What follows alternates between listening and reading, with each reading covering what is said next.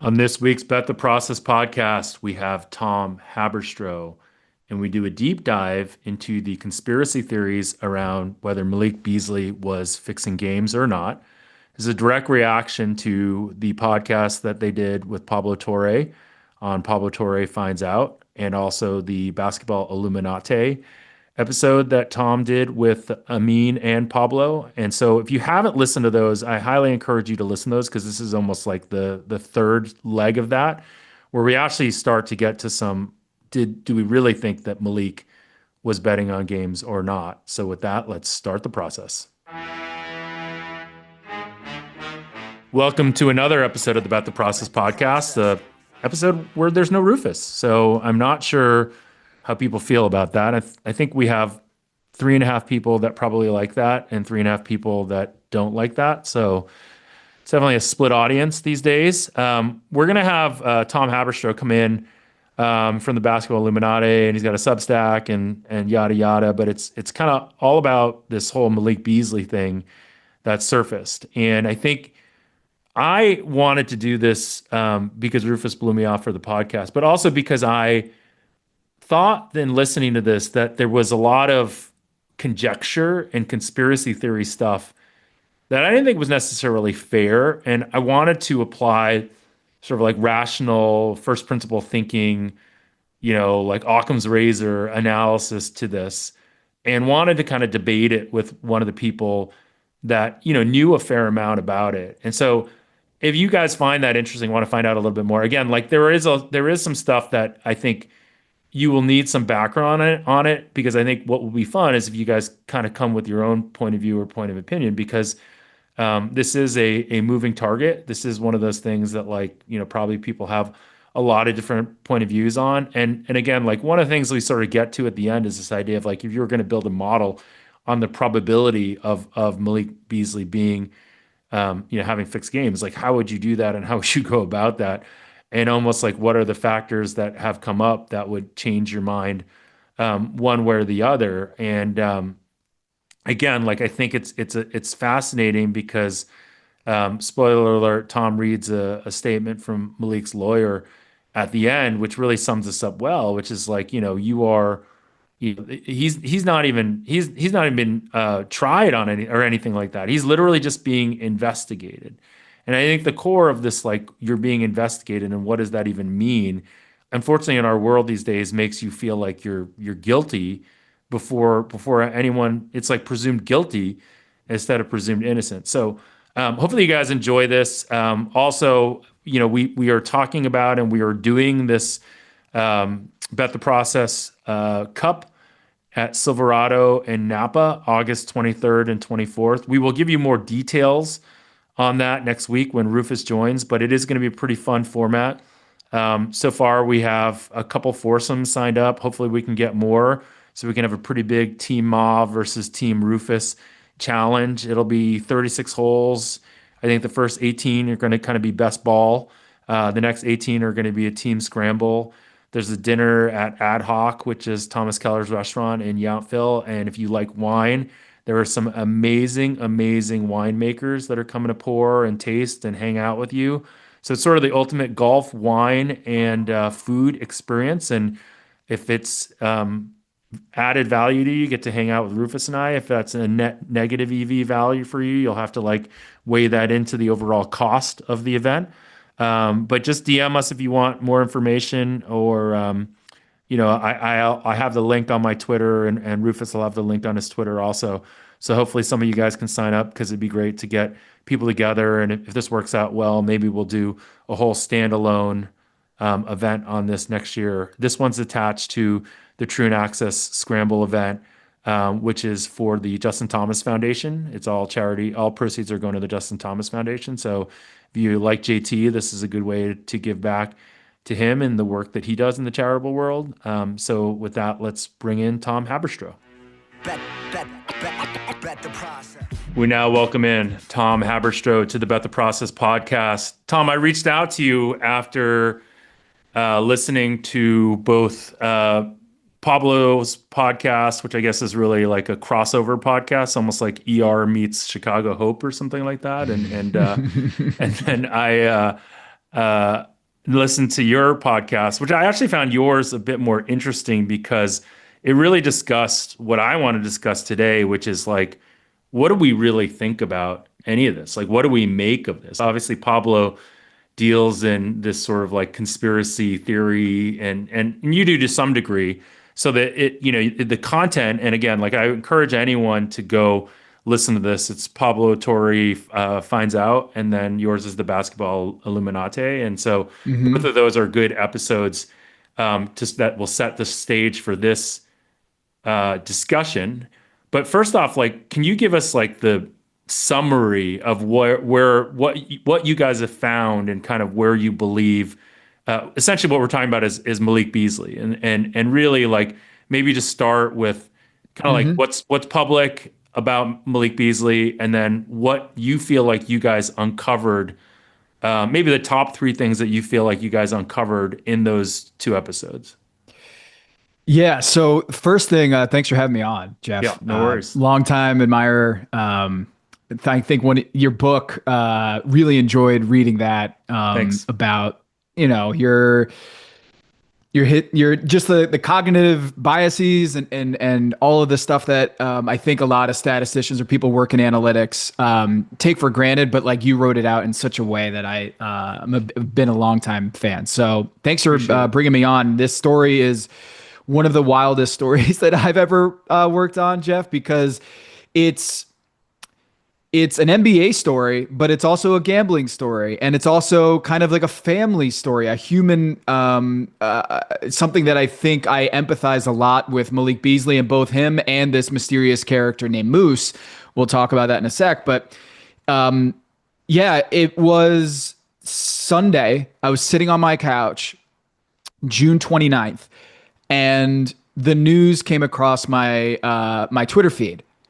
Malik Beasley is under federal investigation for allegations related to gambling. Whoa. Like, whoa.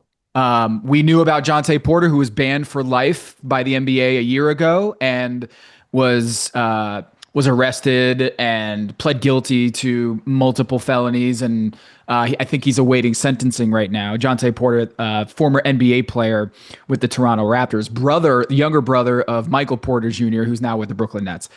Then we had a year ago, we had Terry Rozier. So Malik Beasley would be the third player that was under investigation by the Eastern District of New York. So I'm So gonna stop you for 1 second and ask you this question. So how do you think those investigations get leaked? Like, are those announced or like what like I mean like what's the real reason why like anyone would know when that happens? yeah, it's a great question. And when that news broke on Sunday, I had that very thought. Is like, wait, is this is there more to this announcement, because it's Shams Charania announcing it on ESPN. So it's breaking news.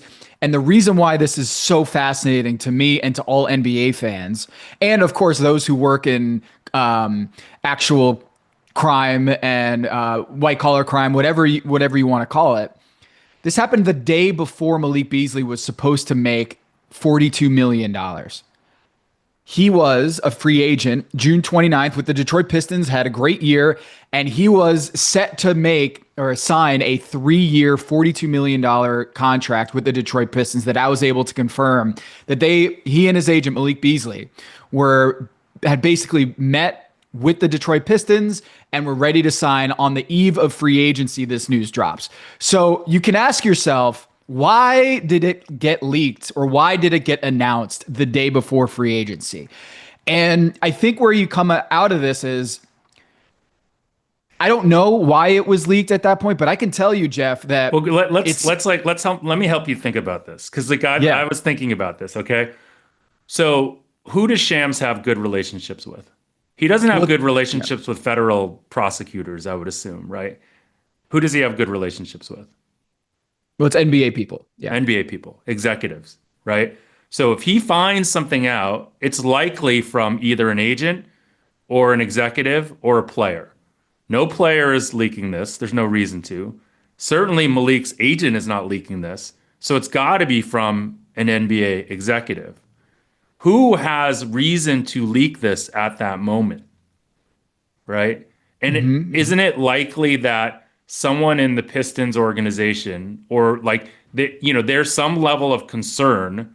They probably know that there's an investigation and they probably like at that point for whatever reason, right?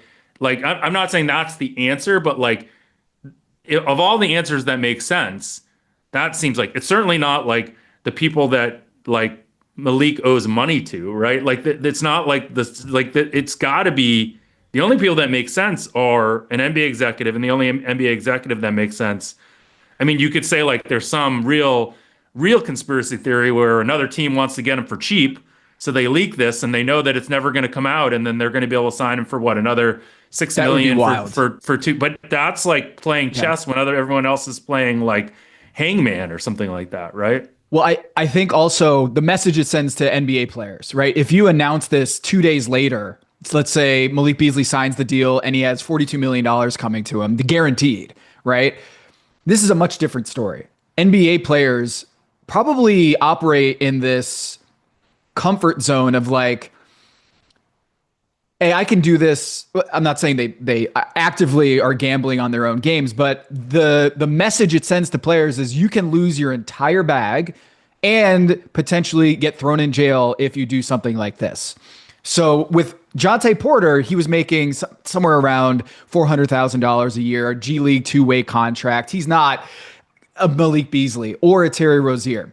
Different situation. Terry Rozier, at the time of the announcement in January of 2024, he was under contract for multiple years with the Miami Heat. The allegations were stemming from unusual betting activity around a March 2023 game when he was with the Charlotte Hornets. And this is interesting because Malik Beasley is a free agent right now. He has no income right now from an NBA standpoint. So if you're the Eastern District of New York, or if you're the NBA, does the NBA want a player under contract where one of the teams has to pay this guy while he's being investigated millions of dollars? No, the NBA doesn't want that. And the NBA doesn't want this entire story out there.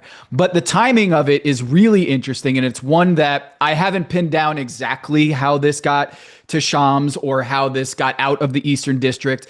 But it isn't from a press release from the Eastern District, Jeff, right? It's not there. They don't, if you go to the Eastern District of New York, there's not like a story that says, announcement from the Eastern District of New York, Malik Beasley, NBA player, is now the subject of a federal investigation. Like that didn't happen. What happened was Shams Charania got the information and reported it live on television. So when I saw this, Jeff, I was like, okay, what is the allegation? And Dave Purdom at ESPN had added some details, according to his reporting, that there was a 2024 game, January 31st, 2024, in which there was unusual betting activity regarding his unders, in rebounding unders in particular. One sports book reported that there was unusual betting activity. Okay, so I, as an NBA analyst, was like, I'm going to pull up tape and I'm going to watch that game and see if there's any funny business or unusual behavior by Malik Beasley in that game. Again, the under on 2.5 rebounds from Malik Beasley, who's not a rebounder. This is kind of like a very secondary prop bet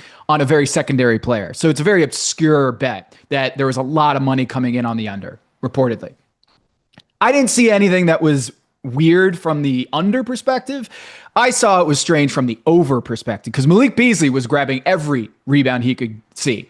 He had 6 rebounds in this game, and this guy, Malik Beasley, is not a big-time rebounder. But if you watch the film, he is very aggressively going after rebounds. And to me, I was watching this and being like, Jeff, I was like, this isn't a Jonte Porter situation where he was pulling himself out of games to clinch and cash the under. This was kind of strange in that if all this betting activity is coming on the under, he's actually doing the opposite, it seems, is going after these rebounds and seemingly trying to hammer the over or clinch the over. So it was a very strange story from the start. And I posted this on my Substack, tomthefinder.com, is like 5 thoughts on the Malik Beasley situation.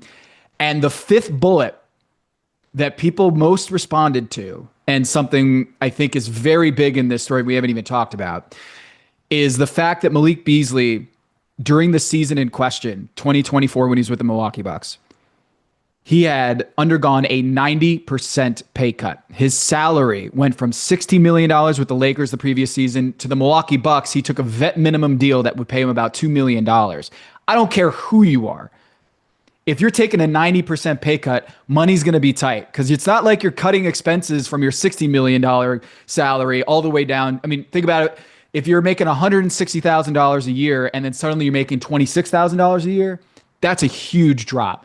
And a lot of people started But reaching out. I don't see again. I don't think there's a debate that he was under financial stress, right? Yes. There is clear evidence. Obviously, there's like all these lawsuits that you guys listed off of people that he owes money to, whether it's his agent and like the litany of people that he owes money to. But again, like when you go back to this, and you talked about my book and the biases that we talk about. One bias that is called the availability heuristic or recency bias. It's basically we all put too much probability on something we can imagine. And every time that anyone brings up Malik Beasley, they bring up Terry Rozier and they bring up Jonte Porter. Now, these three things are not created equal by any means, right? Jonte Porter was clearly in cahoots. He's already been convicted. There was clear evidence of bets and weird behavior, and then also those weird behavior bets winning, right? In the case of in the case of both Rozier and of Beasley, Malik Beasley, yeah. yeah, they're the bets that are weird behavior are losing, right? Well, not in Rozier, the case of Terry Rozier. Rozier, it was unders, and he oh, he removed. did he He did left win. the game early, and it was Yeah. he played 10 minutes with a foot injury, and the under bets had cashed. And David Purdom, I think, has done a bunch of reporting actually in the last week on Terry Rozier, and there was something like in Mississippi.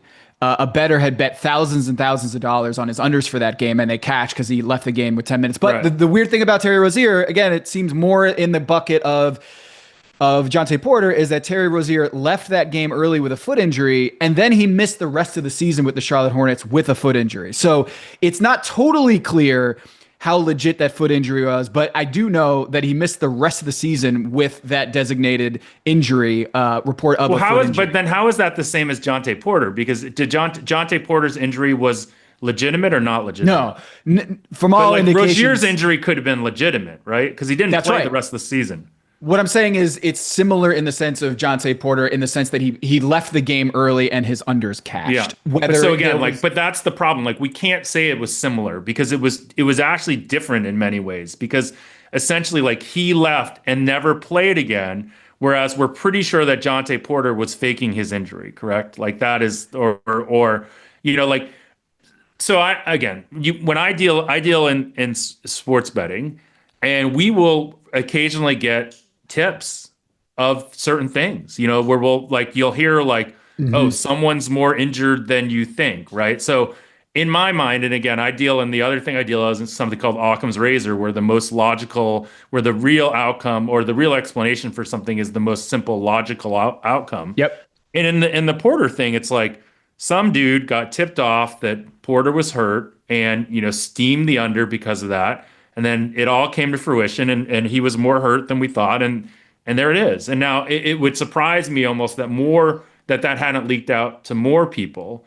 Like in the case of this Beasley thing, like again, like when we go back to this, like I had another question when I was listening to the podcast, which is like, what are the criteria if we were building a model for who should be investigated by the feds for fixing games? What's the model? The first model is financial sort of insecurity, right? Like there's probably some level of like you guys talk about following the money. Like you follow the money. The people that are vulnerable, right, are probably the problem is like in the case of Rozier, he's making a ton of money, so he's not really that vulnerable.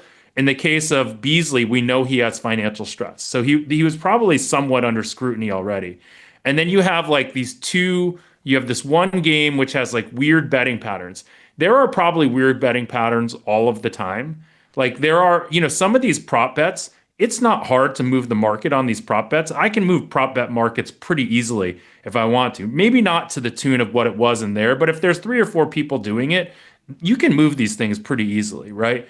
And so like that movement in itself is not a conviction. And that's the thing again, like that bothers me about the way the story is being framed is like it's almost like all circumstantial evidence. You don't have a murder weapon. You don't have Beasley sitting there. Like there's just literally like circumstantial evidence. Like, oh, we used to see these people all the time at a, at a church. We saw, or, out on dates, and we think they were having an affair. We don't like, you don't know any of these things for sure. Right. So, Totally. so good. Yeah, I was just gonna say, I don't want people to think that we think Malik Beasley, or we have any proof Malik Beasley was manipulating games to cover financial debts and gambling. Like I don't think, and I hope that wasn't the conclusion that the audience got, and that hasn't been the feedback that I've gotten generally speaking. Is I think we all working on this story don't really know what happened here. Pablo, Amin, and I throughout this reporting. I don't think any of us came away with any great understanding of if there was a crime here, what was the crime. And I didn't report the unusual betting activity from one sportsbook. That was ESPN. And so I look at that game and it doesn't add up. Like it doesn't, like the idea that, oh, he obviously did this because look at these clips online. We spoke about this on the show, is like one coach, after I reached out to him, was like, dude, if Malik Beasley like screwing up at the end of a Knicks game, or if he screwed up a defensive coverage, this isn't evidence of any malfeasance. This is just NBA players screwing up in a game. And so a lot of people talk about availability heuristics. A lot of people who aren't trained in statistics or aren't trained in the sort of stuff that we work with, they will look at all of those Malik Beasley mistakes and use that as evidence, like, oh, he's cooked. And you see these comments on social media, 100% cooked. I'm not operating from that standpoint. I'm looking for any sort of evidence of like what were the betting patterns on Malik Beasley's game in that January 31st game. And what we're only, as far as I can tell, is that there was unusual betting activity on his unders. It didn't cash based on that activity, but that doesn't necessarily mean that there wasn't something going on in this game. Like, why were people betting so heavily on Malik Beasley's unders is something we don't know. Yeah. So, okay. So go back to this idea of Malik Beasley. And one of the things I found interesting is you quoted some statistics around his effective field goal percentage in games that are basically like. So can you tell us a little bit about that analysis? That analysis I think is a teeny bit fraught because it's not. It doesn't sort of normalize what other people's actual like behavior is, meaning like how do most people tend to trend as the game get. But talk through that, and then we can discuss that a little bit because I think that's a pretty interesting sidebar. Like again, like when we look at all this, I agree with you. This is like the classic, like people want to see patterns in data. What do we call it? It's when you have a bias that you're trying to like confirmation bias. You're like actually trying to confirm a belief that you have already. And so that's what's happening a little bit here. Like you start with Malik Beasley was fixing games, and then you work backwards through the data to show you why he was fixing games versus looking at the data and understanding. So now looking at the data, which is how does he perform in these types of games, which are big blowouts, you have the good numbers on that. So this being a numbers podcast, go ahead. Yeah. So what we did was I wanted to actually see whether Malik Beasley, him going coast to coast in that 2021 game that went viral, the clip of him making a layup with 5 seconds left. The Clippers were up by 9. He gets the inbounds pass, goes coast to coast, and as the buzzer sounds, when they're down by 9 points, the Timberwolves, he dunks the ball at the buzzer, and that changes the outcome of the score going from the spread going from the Clippers covered the spread because the spread was 8.5, Clippers plus 8.5, and then when he dunks it, it goes to Minnesota covered because the final score was Minnesota lost by 7. So it flipped. And so people were like, oh, clearly he was on the take here because he was, betting on the game. And I'm like, I don't think it's that simple. And I asked like people around the league, I was like, Dude, doesn't this happen all the time? Is like players, if they have the opportunity to score, and even if it's garbage time, they're gonna try to score. And someone was like, "Oh, Malik Beasley is the king of this. He always is getting buckets, no matter what the score is." So I went to Mike Bowie over at inpredictable.com that tracks clutch probability and win probability added, and he has like this big old database. And I was like, "Yo, can you look into like Malik Beasley when the spread is in question, or when the spread isn't in question, when the game is in question, but the game is not in question? Like, how does Malik Beasley, his shooting percentages or his usage rate change?" And what he came back with was that Malik Beasley's shooting percentages went slightly up by 62% effective field goal percentage to 64% when the game and the spread are not within reach. Indicating that it's not, I don't think, statistically significant, but it's indicating that when the game is out of reach and the spread is out of reach, Malik Beasley is as efficient, if not more efficient, than when the spread is in question and the game is out of whack. It's not an exhaustive study, but it does answer the question: is there any statistical evidence to suggest that, like, when the game is in question, or when the spread is in question, whether we see dramatic differences in Malik Beasley's play? And the answer that we found, and it wasn't totally exhaustive, we didn't spend several days trying to get to the bottom of this, but it was that, like, Malik Beasley, it points to what a lot of people around the league were telling me, is that Malik Beasley just loves to go get buckets regardless of the score. And so again, if you go back to this idea of, is he a good candidate for like fixing games or fixing his props, it's much easier to insure going under if you're a player than insure going over. And if he's someone that tends to overperform when the thing's not in doubt, that would indicate to me that he's actually not necessarily a good candidate to bet to go, like, as someone who's fixing things, because he's typically overperforming historically. So, Yeah. maybe there's one or two outliers and it's really easy for him to load up on those because he's like known by bettors as someone that because like smart bettors, what they are is they understand exactly this. They understand who is likely to go get buckets in a situation where there's a blowout, where their median behavior, their medium outcome is going to not be as relevant, because in this case, it's likely to be a blowout, and there's another projection based on when it's a blowout. And that's probably some of the edges that some of the people that we've had on our show do or talk about. So they're probably going to be pissed that I'm suggesting that. But like the idea of Malik Beasley being, again, a candidate, like I'm kind of here to defend Malik Beasley's honor because he owes me a bunch of money. So I would like to get some of that money back. And, that's the joke. He doesn't really owe me any money. Okay. But for a minute, I don't know, man. You weren't even laughing. I was like, oh my God, like, is this not a funny joke, or does he think I'm serious or what? Yeah. I mean, I've heard some things about Malik Beasley's and how much money he owes people. So I just don't know, Jeff. I just don't know. So if you go back to the episode, because one of the things with the episode is you have these like characters, and one of the reasons it's great is you have like Moose and this other guy, and you have this person tweeting.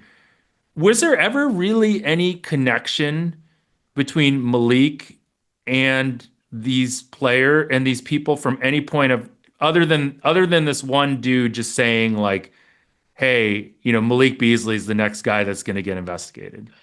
We couldn't find a direct connection between Moose and Amar Awade, who is Moose's cousin, who is alleged co-conspirator with the Jonte Porter case that was arrested last year, around this time last year, as being part of this scheme. The only thing is that this Twitter account, which is a big part of this story, the Malik Beasley story, months before the Malik Beasley news drops, some user on Twitter named FreeMoose_NBA tweeted, first was Jonte, now it's Terry Rozier, next will be M and a bunch of stars, B and a bunch of stars. Basically a cryptic way to spell out Malik Beasley. And he followed that up, this account, with there is going to be another name. This was right after the Terry Rozier news came out, just for context. The Twitter account, which has since been deleted, the Twitter account said, by the way, there's going to be another player and he plays for the Pistons. I can't say who. And he later said in subsequent tweets, I got to protect myself. I can't say more than this. And so I'm sitting there reporting out the Malik Beasley thing because his Hollywood family and like and Larsa Pippen's involved. Yeah. It's an incredible story, regardless of the Moose character. Yeah. But Jeff, Pablo, Amin, and I were sitting there just being like, wait, hold on. Who the fuck is Moose? Like, and how did he know about Malik Beasley months before the NBA did, or months before anyone in the NBA world knew about this? Certainly before I knew about it. Malik Beasley's name being attached to a federal investigation regarding to allegations on betting. I had no idea. And so once we unearthed this tweet and people were on Reddit, they were like, dude, this guy had it months ago in January 30th. And since then, he was tweeting back and saying like, I knew about Malik Beasley before everyone else. And so I needed to figure out who this guy was, what did he know, and how did he know it? And so that's the second half of this episode with Pablo is like, all right, how did this person come upon this information that Malik Beasley, again, this is January of 2025, he was, it was known to this person that Malik Beasley was going to come up in a federal investigation. And I should stress this person, Moose NBA, wasn't saying, hey, I've got information that Malik Beasley is gambling on games. Right. He was saying, and this is a very important distinction, he was saying a report will come out that he is under investigation soon. And let's dive into that because I think those are two very different claims. Yeah. So again, like one, that phone call you had with him, and so you and him are boys. You're like, what up? What are you up to? What's like, going yeah, on? He goes, it's hey, like what's up, my man? I'm yeah, like, that's like one of my favorite. The amount of times that people said "my man" and to you either through mentions or and like, anyways. So we're gonna go back to Occam's razor, right? And we're gonna go and poke some holes in this. If this guy is really connected in any sort of way, there's zero incentive for him to talk about this publicly, right? The person that's talking about this shit publicly is the person that like is trying. It's like, hey, come look at me. Like, I want some attention. Look at me. I know something, right? And he doesn't really know anything. And so I don't think it's that crazy that the person that was connected to the individuals that you mentioned. Now, again, like I will where I will say like the great investigation journalism is like how you connect all these people together, right? And how you learn about some of these people and you like unravel what that tweet was and who that was, because that is interesting. Again, like it is a little bit of like, it doesn't prove anything with Malik Beasley. All it proves is that there's this seedy underworld of like stuff happening in the Twitter sphere and like this person that's out there, like understanding a little bit and unpacking like, how did this person and who was this person that had this opinion so early on and predicted accurately that this was going to happen? And now that we kind of like unravel that, it's like, well, this dude's talking to this dude and he says like, hey, I'm talking to the feds right now. I'm trying to like get my sentence as small as possible, right? And I'm right now trying to like deal with them, and they're probably asking me, hey, do you have any info on Malik Beasley? Right? Do you have any info on Terry Rozier? Like, do you have any, like, did we, and so I know this. And so I maybe underhandedly mentioned this to my cousin or my friend or whoever. And then now he has this information. He wants to seem like a smart person and build out his like gambling tout service or whatever thing. Cause he had that too, right? He had like some tout service, and I just want to look cool. And I do that. Right. And again, like that is interesting to uncover for sure, because we want to understand that. But it has zero like bearing and doesn't get us any closer to the idea of whether Malik Beasley was fixing games. Correct. So and Malik Beasley's lawyer and his defense team will surely point out, like, so what? So this guy knew of a federal investigation coming forth, but it has nothing to do with Malik. Does Malik Beasley know these guys? Like, has he ever talked to Moose? Has he ever talked to Amar Awade, who is part of the Jonte Porter alleged gambling ring? Like, these are questions that the defense team for Malik Beasley is surely considering. Like, there's nothing that we have uncovered that Malik Beasley has been talking or has been associated with this group, right? But that still raises the question of, how did Moose find this out that Malik Beasley of all players? And I think the other piece of this that is interesting is before the Jonte Porter news came out,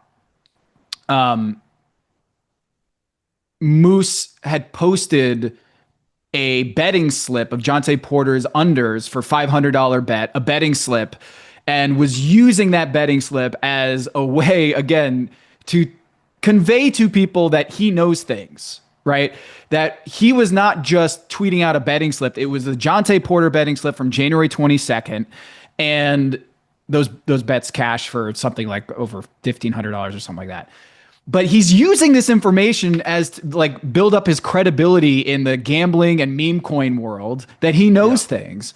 And so it wasn't just that he connected these three players. It was also that he was using betting slips from FanDuel that cashed on Jonte Porter. And you're just like, why is this person doing this? Well, he's just trying to get attention, right? Obviously. Like again, like the Occam's razor answer is this dude's just trying to get attention. And he's like, he's trying to prove to people. One question I had, and I think it was referenced and maybe mistakenly referenced in one of the things I listened to, that Malik Beasley's debt was a gambling debt. We don't know that at all, right? We don't know how he got into the debt he got in besides like a divorce. Like a divorce is the Occam's razor answer how anyone gets into debt, right? But how did he how do you know anything about how he got into this kind of ridiculous debt situation?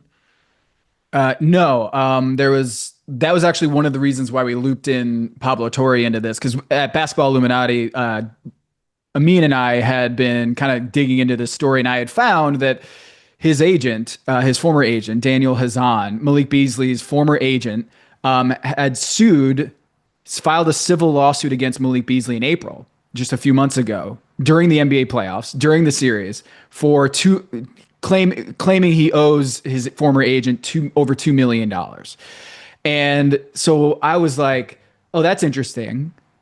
But then I read the complaint, and in the complaint, it said from Daniel Hassan's lawyer that he had taken a chance on Malik Beasley because he was under some financial stress and knew that like he was under some financial stress and then later allegedly screwed him because he left the agency and he didn't pay the $1 million out clause that was in the contract, et cetera, et cetera. And I went to Amin and I was like, man, it seems like the way that this deal was structured, a $650,000 marketing advance that the agent had given to Malik Beasley, and he was in debt to that. Like, man, this doesn't seem like a very normal player agent client relationship. If the agent is giving him a $650,000 advance, right, and Yeah. saying he was dealing with financial stress, and Amin was like, "Is there a divorce involved?" And I was like, Right. "Oh, let me see." And then I went searching for Malik Beasley divorce, and there it was, the Larsa Pippen scandal regarding his former wife, Montana Yao, finding out on TMZ that Malik Beasley, during the opening days of the pandemic, was walking through a Miami mall with Larsa Pippen. That Larsa Pippen, meaning Scottie Pippen's ex-wife. They weren't at a Coldplay concert? No. We're not at a Coldplay Yeah. concert in Yeah. Miami, but that would be a tough way to find out, is just seeing on TMZ that your husband was, hanging out with Larsa Pippen. But so that was where we were like, oh, let's see what other not gambling debts, but other like divorce or financial debts that Malik Beasley was going through. And that's when I think the Detroit News came out with like a A long CVS list. receipt. Yeah, it's crazy. So I don't have any evidence that it's gambling debts, and it's Right. not even clear if let's say, if any NBA player was gambling legally on NFL games or college football games or what have you, that's not evidence of any sort of wrongdoing. I think players can do that. LeBron James is putting out tweets about like picks for the NFL. So gambling debts, no, we don't have anything about Malik Beasley's gambling debts, but But again, it if you is think about building this probability model of whether he is fixing games, gambling debts would probably be a big correlated, variable, meaning like your debts are based on gambling because then you are already dealing with seedy people that can take your information or your fixing games and make it worth a lot more to them. So all of a sudden, right? So like That's when kind of I the case with Jonte Porter. Yeah, right, is right. So like if you kind of like well, was Jonte Porter in debt from a gambling perspective, or was he just in debt? Period. Like he didn't like he had debts to Amar bookies. Awade allegedly, in this ring, Got it. in this So group, and so he was, basically trying to pay off his debts through okay, these. And also, Jonte Porter, in a similar way to Moose, was in like these Discord crypto right, discords trying to tout like these things, and he yeah, just got underwater financially. Yeah. yeah. I mean, he's like he's basically like a he's a young person that's not going to make a ton of money in basketball probably, and is looking for opportunities. Like he's scrappy, right? So okay, let's tie the bow on this. In your mind, okay, what is like we are a probabilistic podcast. We are not a deterministic podcast. Give me the probability that you believe that Malik Beasley was fixing games. Oh, I think it's in my mind. I think it's under 50% based on what I know. I had someone within the gambling world say, like, is it possible he was doing this? Yeah, I mean, you look at all the debts that he was in, and the off court issues that he's had. You can be a guy who's, and this is in the story in the episode with Pablo, is that he was arrested for pointing an assault rifle, and this is all on criminal Yeah, that's a records, and hilarious. It's a hilarious story, kind it's of. a I mean, cr- it's just like a ridiculous story. Yeah, ridiculous story. And an unsuspecting family pulls up to outside his house because it was mistakenly added to a parade of home tour in Minneapolis, and he was fed up and he's like, get off my property. And they're like, we're not on your property, we're just in the road, and sorry, my bad. So he gets thrown in jail for sentenced to 210 days in jail, and then he serves 78 days in jail, and then he goes and continues his NBA career. So with all of this said, it doesn't mean that he was manipulating and fixing games. Like, you can yes. be in financial debt, and you can also be a criminal, and convicted of horrible crimes, but that's not proof of that you Okay, were so manipulating let's go games. back to this. How far under 50%? Give me a number. I want a number. Oh, I'll give you my number too. uh I would say, man, I would be very surprised if it came out that he was fixing games, but that doesn't mean that. I mean, I don't think it's close to 50%. I'll just say that. Yeah, I think it's below 10% personally. And what's interesting though, now what do you think that people that have like what do you think the common if you walked up to someone on the street who happened to know enough about this to have an opinion, what do you think that they would say? Oh, Because it's they're reading like they're 95%, yeah. 95%. So Like, he's, that to me is yeah. like the real, not crime, but one of the reasons I wanted to have you on is like we have, 7 smart listeners, so we can probably change that number, 7 listeners at a time. I mean, I think that like in some respects, Beasley is getting a raw deal. Now, one of my sharp NBA prop better friends is probably going to call me and say I'm an idiot because like he definitely was or something like that. But anyways, that so. Anything Did else to you say on think this? did you think I thought it was higher than 50%? No, I don't. And ultimately, like I think that you and Pablo and Amin, and by the way, I would sit and listen to Amin say Muslim names for hours. Like it's so like it's a song, and I'm never gonna try to say a Muslim's name again on a podcast because he's no, I think again, I think the challenge is that question, right, of what do you guys actually think? And Amin came on your pod and he said it right away. He's like, I don't think he did it, you know? And to me, again, like deconstructing that answer based on all of the work that you did is like a very interesting thing. And that's kind of like, when I first reached out to you, it was more like, hey, Tom knows a lot about this. I'd love to talk about it. It's kind of dead sports time right now. Let's talk about something that's interesting. So, and then when I listened more to your stuff, I was like, well, I'd love to have like a debate with him about this. I did not think that you would probably, when push came to shove, have a strong point of view on the fact that he did it. I think the reality is like when I'm listening to this, I think it's a very low chance that he did it.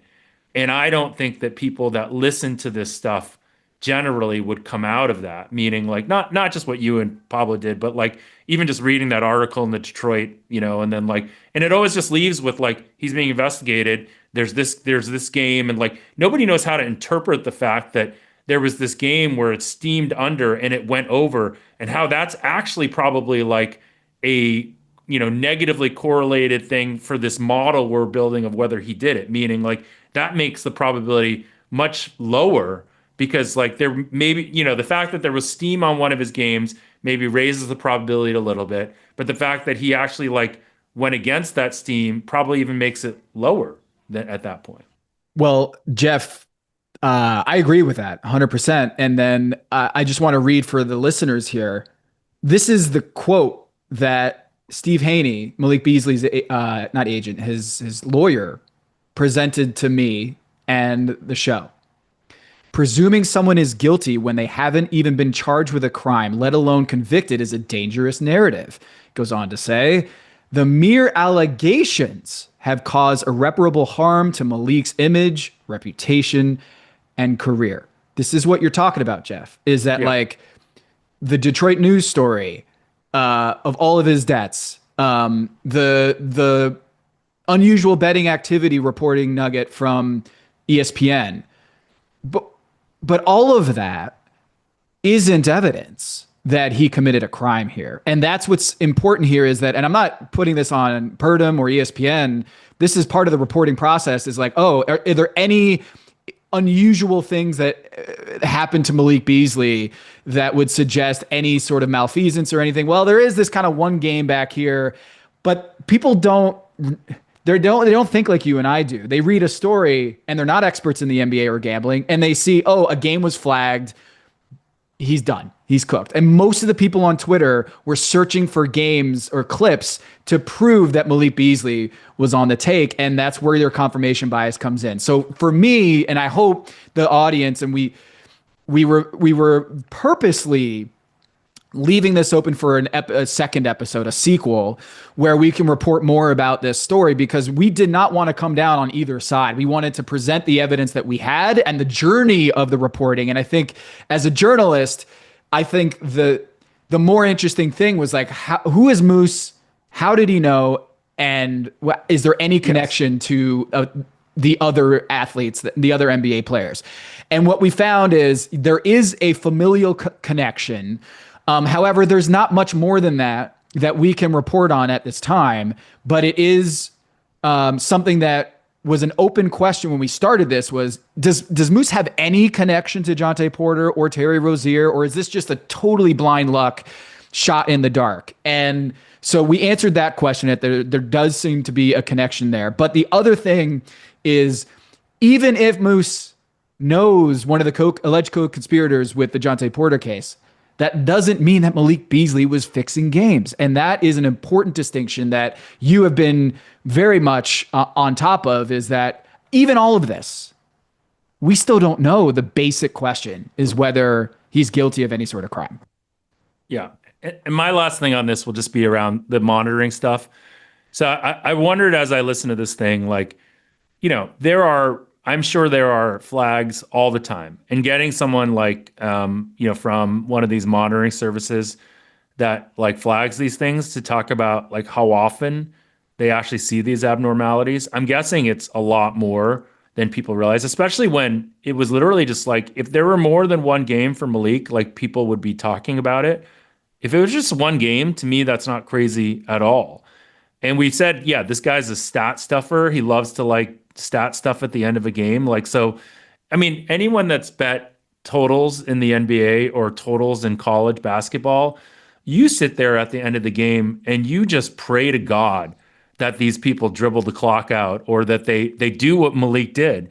And when you do that, you're never like that guy was on the take. You're just like, that just happens. Like these Yeah. people, like for whatever reason, sometimes like, if LeBron gets the ball at the end of one of these games, he's for sure just dribbling it out, putting it down. Like these veterans, they will never take one of those shots, right? They'll give up like down 7 with like down 6 with like, 10 seconds left, which arguably you should for sure still try.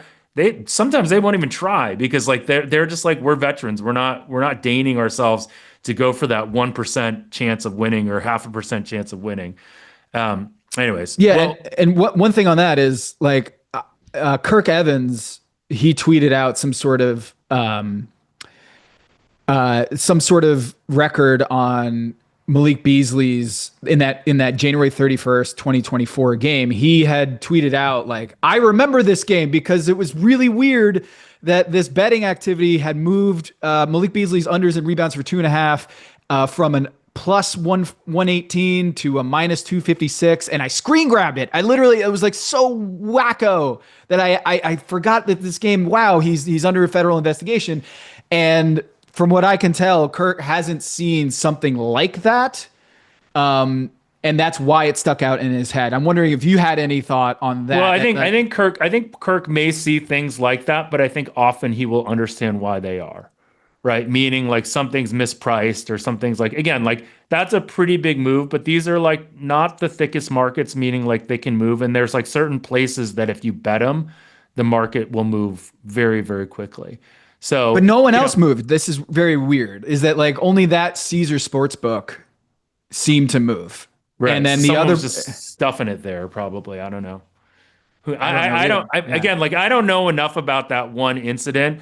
And, we've had Kirk on before. It'd be interesting to have Kirk on and see like if he has any theories on it. I mean, this is like, there's a world where this is a fascinating story. And then there's a world where this is just some dude that's really bad with money that also likes to try really hard in games that mean nothing and had one outlier betting event on him because someone thought they knew some information, right? It's Like it's totally like, possible that he had and nothing to do with any of it. he's completely getting effed for all of this, right? Like that's like in many ways that's like the Occam's razor answer to all of this. So Tom, thanks for joining. Fun stuff. Yeah, Jeff, thanks for having me on. And stay tuned. This is for sure a live wire. This story is what is going to happen with Malik Beasley and the NBA, and Terry Rozier, as part of the reporting, Terry Rozier is still under federal investigation as part of this Eastern District probe, and so it very much is not done. This story continues. Okay. Thanks, Tom. Bet the process.